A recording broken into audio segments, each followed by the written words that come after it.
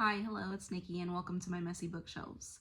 I feel like it's been a while since I have been on, but today I'm here to share what I've been reading over the last few days. It has been, as I'm sure everyone can relate, a pretty busy time of year, and I spent quite some time driving. We went out of town unexpectedly to visit some family, and so I did not get as much physical reading done as I wanted to. But I did listen to quite a few audio books. So, with that being said, I hope everyone is having a very nice holiday season at whatever you celebrate, if you celebrate anything at all.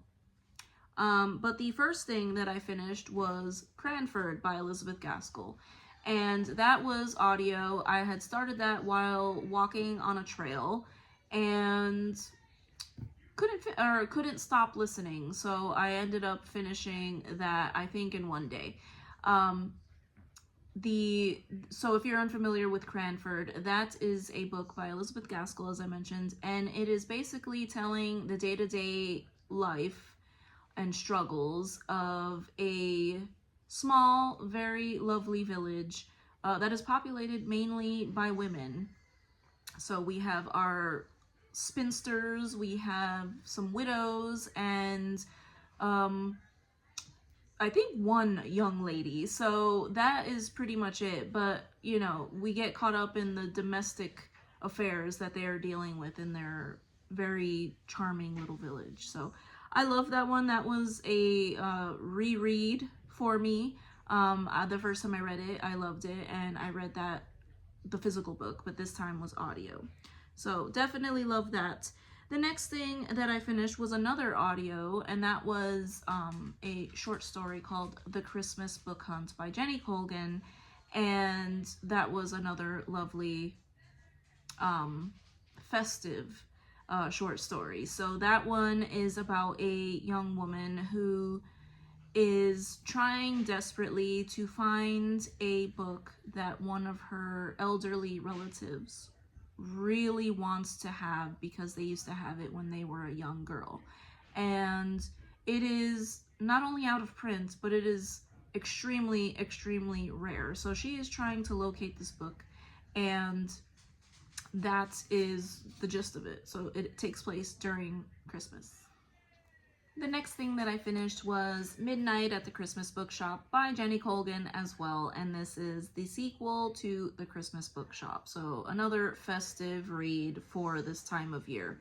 And like the first one, I really enjoyed it, and it gives all the vibes that I am looking for at this time of year. So as I mentioned, it is a sequel, so we have the same characters, and our main character, Carmen, is still working at the Christmas bookshop, but they are facing a new challenge, and she is also facing challenges in her love life. So she is looking to raise some money and help the struggling bookshop make it through without selling to an investment property type of person. So trying to save their little bookshop in their little street in Edinburgh to prevent it from becoming overly touristy and full of, tourist gift shops, and keep some of the charm that they have in their lovely community. So I loved it. It was very festive. Like I said, it was very heartwarming. I love the characters. There is a new character that I really loved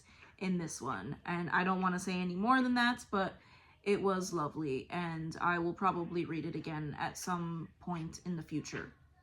So that was it for full length books. Oh, and the short stories that I mentioned. The last thing was The Haunted Baronet by J. Sheridan Le Fanu, and that is the story of a castle owned by a baronet, and there is a story of a lake near the castle where they are, and there is some kind of history between a ghost that lives in that lake and the baronet's family, and it was nice and creepy, and I enjoyed it. It was pretty short, So I enjoyed it very much. That was the first thing by J. Sheridan Le Fanu that I have ever read. And I don't know if I'm pronouncing the name properly. Probably not, but I am trying. But that was it for what I have read. As I mentioned, there was a lot of things that I wanted to read that I didn't get around to because, you know, it was busier than I expected. So what I am planning to read, I plan on making a video for my goals because I do have a few goals that I would like to accomplish in 2025. But for right now, what I plan on reading in the near future, one of them I am already starting, is The Family Upstairs by Lisa Jewell. This is one that I wanted to read back during spooky season after I had read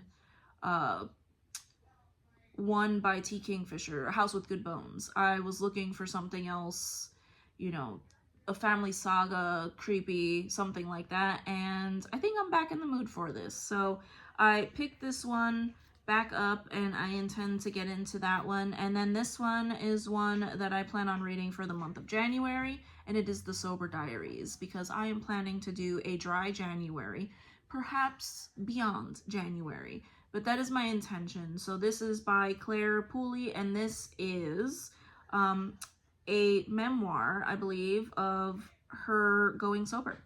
So allegedly it is supposed to be funny and, you know, helpful for people that are going on that type of journey. So this is the next thing that I think that I will be reading. That, and probably this.